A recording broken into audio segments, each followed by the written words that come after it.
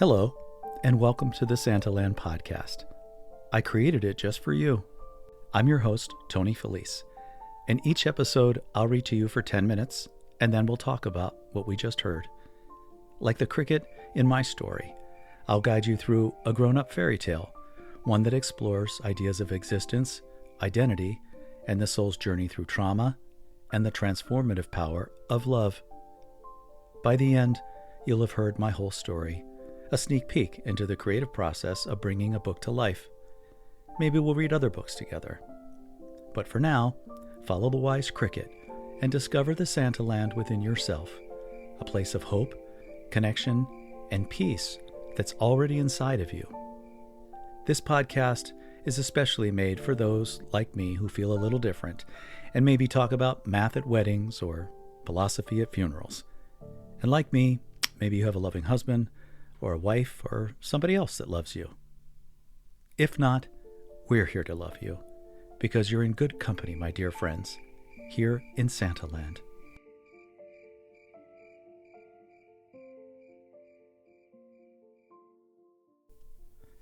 Welcome back to the Santaland podcast. Thank you again for joining. We are now on to chapter 12, entitled Faith Under Soft Morning Light.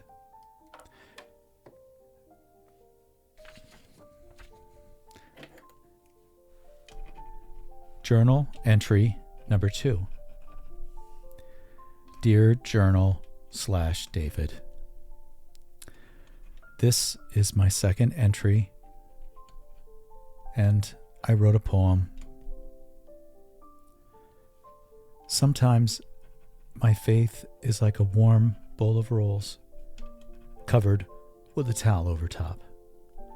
Sometimes it's a wistful reminder, like the last drop of tea in my sympathy cup.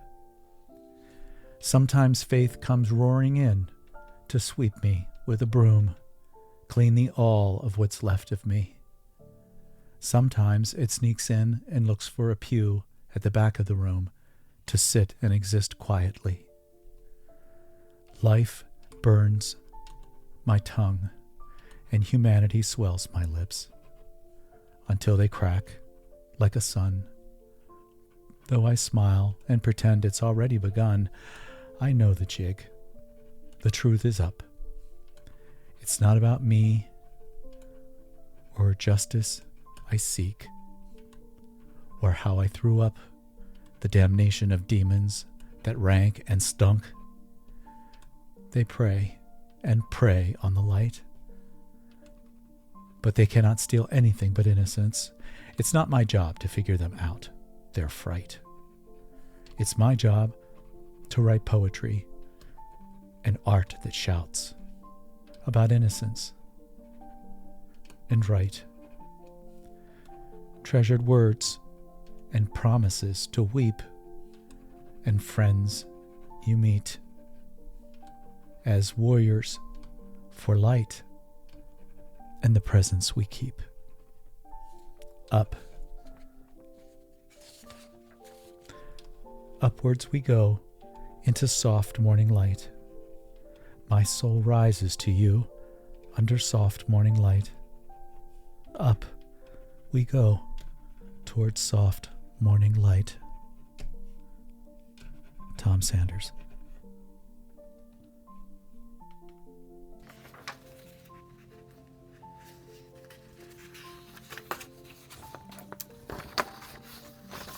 Okay, so I wrote that poem.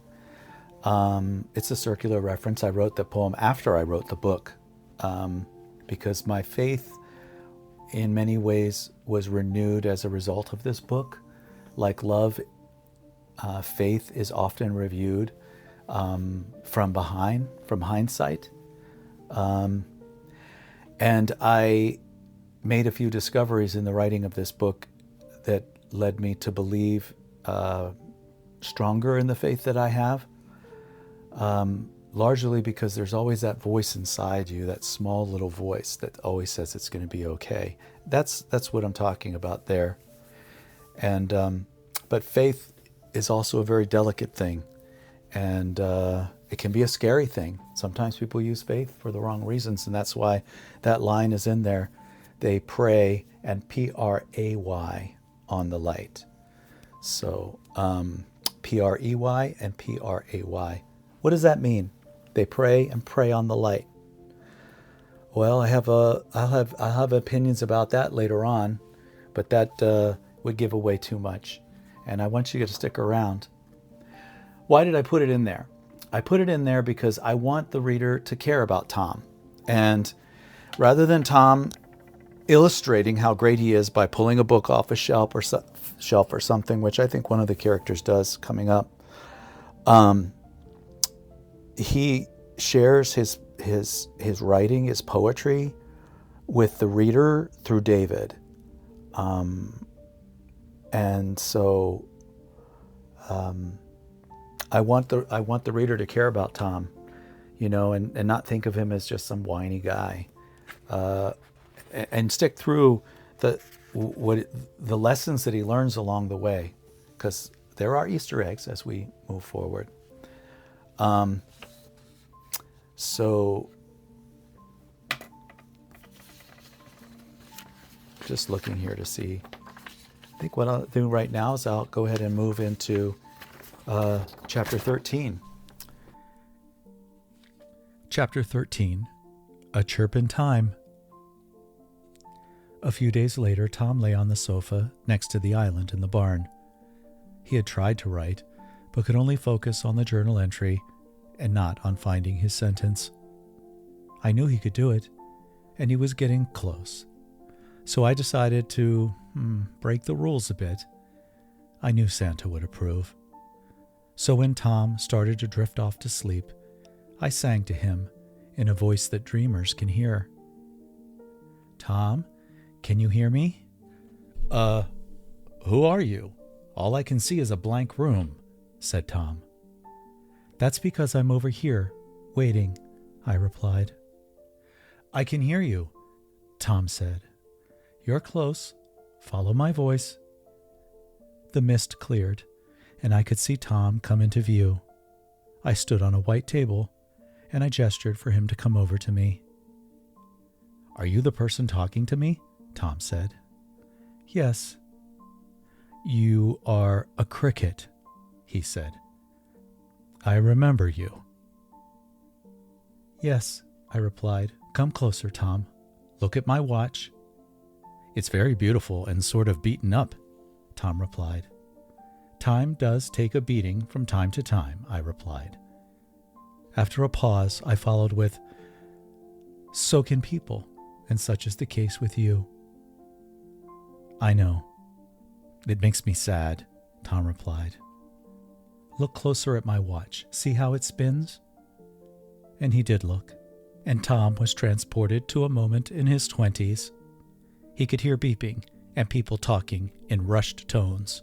"I need an EKG and 3 cc's of epi and 4 of adrenaline stat. I'm performing an intracardial injection before defib. Stand by."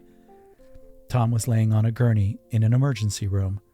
Doctors and nurses were surrounding him as his body reacted to the bee sting. He arrested, and he began to die. Sounds diminished as Tom remembered the experience as if going through it anew. He could feel himself lift out of his body. He could feel the light all around him. He got up off the gurney and looked behind at the scene. He was still laying there, but he was now standing here as well. What has happened?" he asked. "You've transitioned to a way station, if you will," I replied. "Hold my hand." Tom reached down quite naturally and took my hand. We began to float towards our destiny. Suddenly a figure emerged from the whiteness and light. It was the I Am. "Hello, Tom," the I Am said. "I feel so loved," Tom said. "You are," said the I Am. It feels the all of me," said Tom. "It does," said the I Am. "And you have a choice." And I have a choice to make?" asked Tom. "You have many, and this is one of them. It is the way, Tom. I love you." The I am filled both of us with the most amazing love. I knew Tom could feel it too. The warmth of love encircling us and entering us and filling every single atom with light. We vibrated in the love. I want to stay with you, said Tom. You may, but there are things left to do. Is that really your choice? Said the I am. Tom touched his heart. I can feel you inside the all of me. Suddenly the phone rang in the barn, and we were immediately returned to the moment. Before I could help, Tom re-entered his body, and he could feel the weight and the sadness of it.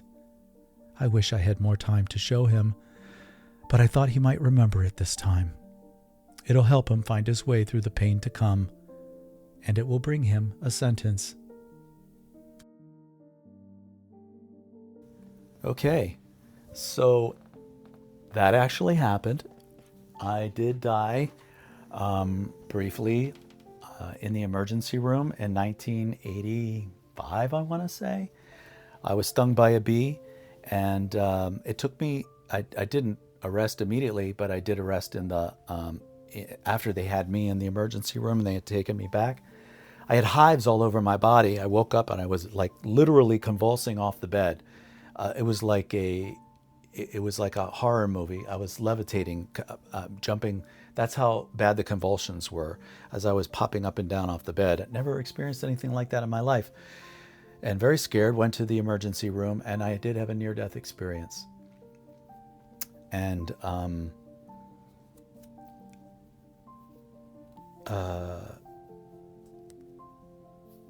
I didn't see a light, but I felt this experience that I described. I felt this whiteness around me, and that I could barely see through the mist of it, because it was feelings and emotions that I was experiencing, and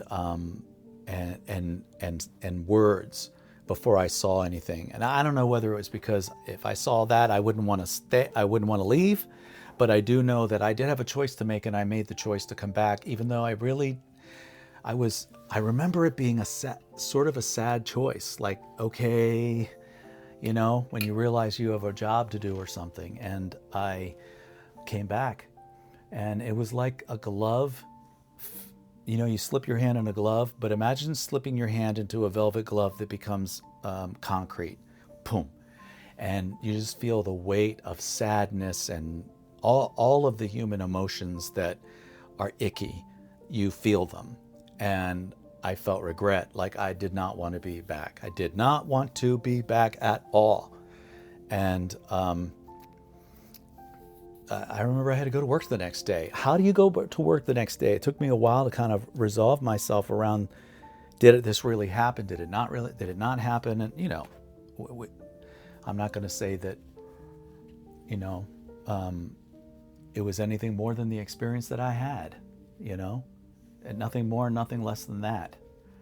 So it did stick with me, of course, over the years. It's part of that little voice that makes me think that even when things are really bad, and they have been so bad, like you folks, you just can't believe. I mean, honestly, like think about laying on the ground bleeding, like that's the kind of thing. So there's always that little voice inside me. And I think that little voice is the cricket in my story. I really do. I hope I'm living the story as I'm writing it. Wouldn't that be fun? But anyway, I'm glad you're stuck around and that you're still here, and that you'll be hopefully on board for the next episode of Santaland. I'm Tony Felice, and I am so glad that you're here. I wrote it just for you. Bye now.